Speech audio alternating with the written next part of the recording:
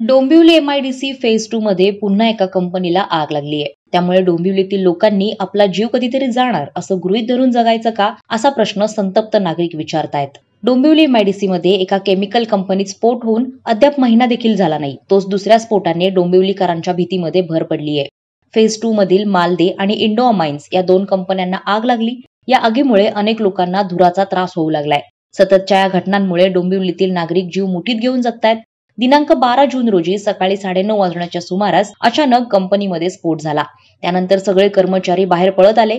कंपनीला आग लागली आणि जवळच्या दुसऱ्या एका कंपनीमध्ये आग पसरली. त्यानंतर अग्निशमन दलाच्या गाड्या घटनास्थळी दाखल झाल्या होत्या. आग इतकी भीषण होती की 7 ते 8 गाड्या आग विझवण्याचं काम करत होत्या. विशेष म्हणजे ज्या ठिकाणी आग लागली त्याच्या जवळच अभिनव नावाची शाळा आहे. आगीमध्ये शाळेच्या पार्क केलेल्या 3 स्कूल व्हॅन जळून खाक झाल्यात. शाळा आग लागलेल्या कंपनीपासून हाकेच्या अंतरावर आहे. आग शाळेपर्यंत पसरली असती तर, असा चिंतित सवाल स्थानिक आणि शिक्षक विचारतायत.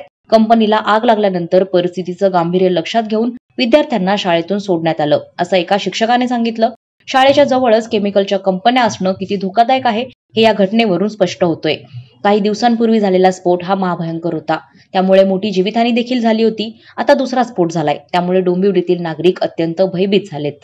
वादळवारा लाईव्हसाठी न्यूज ब्युरो, ठाणे.